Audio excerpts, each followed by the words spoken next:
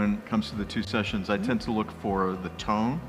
I think the big importance is targeting wage growth among average people. There's an existential crisis that is happening in many countries outside of China.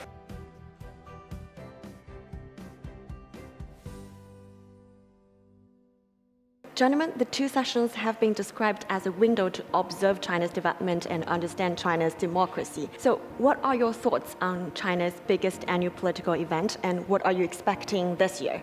One thing I've heard, which I haven't heard confirmed, is that China is targeting being sure over the next 5 years that wages will increase faster than GDP. And that's a very hard target to reach, but I think it's the most important target to reach. So I think the big importance is targeting wage growth among average people. The United States did not deliberately say we're going to screw the workers, but that's what they ended up doing. One is they stopped enforcing monopoly antitrust policy. Basically, they allowed especially the big tech monopolies to just take over. And so that's killed a lot of businesses and a lot of wages. The other thing they did is they allowed a concentration of financial power in Wall Street. We used to have thousands and thousands of small banks whose job was to lend to businesses. Now, the Wall Street banks make their money by lending to subprime consumers. That's their most profitable business. So I think when China does the transformation, they need to be sure to avoid both of those traps. They need to avoid allowing big monopolies to take over, and they need to ensure that the purpose of the financial system is to finance real development rather than just gain fees for transactions or for financing subprime consumers. I think that's what the 14th five-year plan and the current two sessions are going to emphasize. See, this is the problem. When you have economists, they always lock on. Michael, I'd like to know your thoughts. I tend to look at when it comes to the two sessions, I tend to look for the tone. I know that there will be a tremendous amount of specifics in terms of proposals, in terms of explanations, in terms of planning, and so forth. But I think that it's the tone, which things are going to be emphasized. There will be many topics that will come up. This is very different from the U.S. system in that in the U.S., politicians, no offense, politicians tend to focus on one or two topics that they think will get their voters interested. And they also focus on where their funding comes from. Yes, and that who pays them off. But they don't go through the entire litany of important issues. So since we know that at the two sessions in China that the government will go through this entire list of items, the question then comes up, well, which ones receive the most attention and what was the overall tone? Yeah. It would be very easy for China at this point to talk about its achievements. This is the centennial of the birth of the Communist Party of China. China has just declared an end to severest levels of poverty in the country. This is also a time for recognition that the country has done well in coming out of the pandemic compared to other nations in the world. So there obviously would be a temptation to focus on those issues, but I think that from what I've seen over the last 10 years that I've been in China, is that one very good thing about the government is that they promote this idea that we never can rest. There are challenges facing China. There's the basic question of growth. Where is growth going to come from now? There is, of course, the dual circulation strategy. That's very hopeful. There's the Belt and Road Initiative, but there are some very big challenges. The population is aging, and it is not growing. The United States is pushing back against certain areas of technology and trying to bring its allies together to push back against Chinese success in certain areas of technology.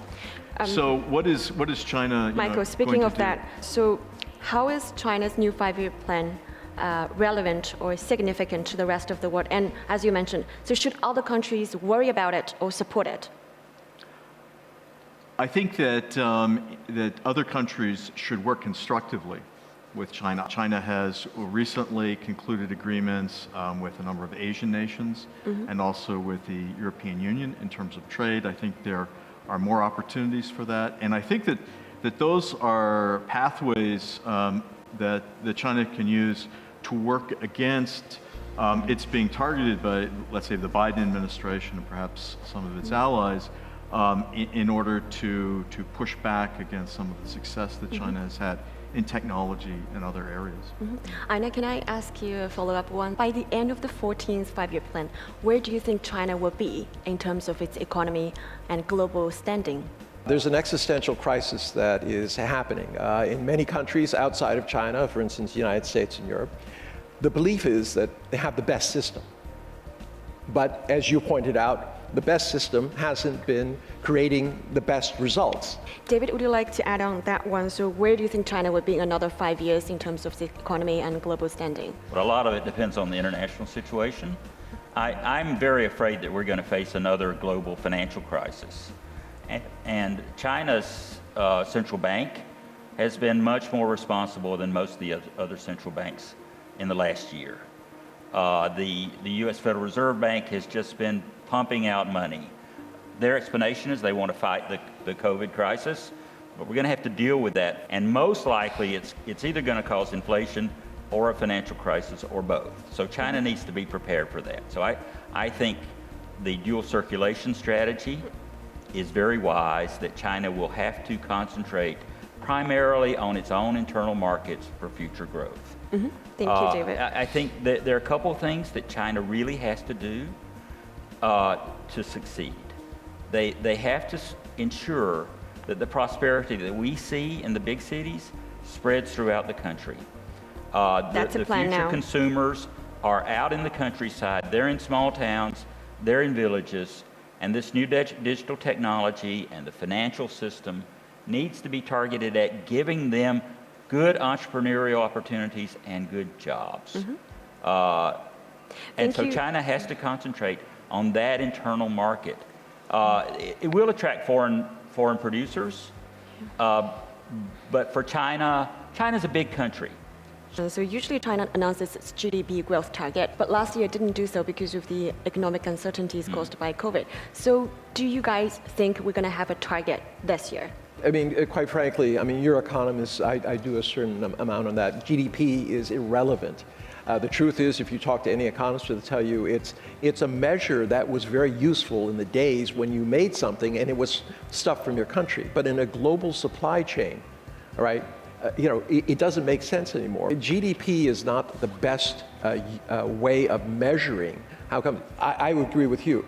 Disposable income, employment, efficiency, how well, productivity gains. These would seem much more important. I think I'd like to disagree with or perhaps reinterpret something that Einar said, and he can correct me if I'm wrong. I think the growth is extremely important. And I think the GDP figure, although it should be interpreted in an enlightened way, is also important because it has tremendous psychological implications, and people follow it, unlike some of the other statistics that you mentioned. I think that until China's currently on a program toward 2035 to double the size of the economy, to raise wages, raise income levels by that time as well, to achieve a moderately advanced society, I believe is the term. And I think that to get there, the nation needs to have consistent, ongoing growth. A crude way to measure that is through GDP. Also, GDP is relevant to investors, even fairly sophisticated investors, I think, will take a look at it.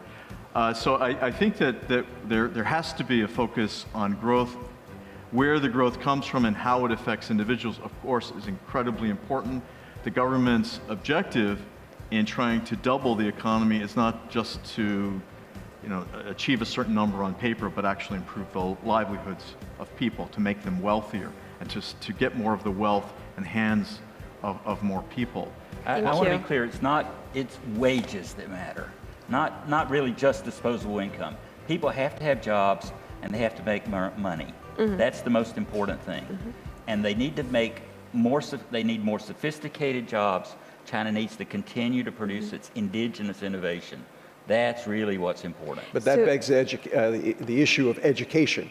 And the right kind of education. The country that is going to win the next economic race So I'm is going the to one continue that on is this prepares its people for the new economy. What would you like to see happen in the two sessions, and what proposals would you bring forward if given the chance? I'm a very big fan of this idea that you have economic development as a very important, but you balance it with social goals. I think that has been one of the primary things that we've seen over the last 20 years, is that there has been this shifting emphasis not just to external exports and things like that, but to balancing the economy so that people are moving together. So it's not only poverty alleviation, it's the Rural Revitalization Act that is going to follow the Poverty Alleviation Bureau. They're there to do exactly what you were talking about, which is to raise the incomes of everybody. Why is that important? Wages, as you said, I agree with you. The more money people have, real wages, jobs, meaningful jobs that are sustainable, the better off your economy is going to be. The more people that join the middle class, the more stable your society is. Michael? Got a bit narrower here. As a professor of finance, I want to focus on financial markets a little bit. I'd like to see more emphasis on developing markets for corporate debt, bond markets. David? I hope that the two sessions focuses on innovation, indigenous innovation. I hope they focus on real wage growth, and I hope they focus on spreading prosperity throughout the country. Those are the two things I hope they focus on, and from what I hear, I think that's what they're going to focus on. Thank you so much, gentlemen. We wish we could talk a bit more, but we're definitely going to invite you back next time, also for the two sessions.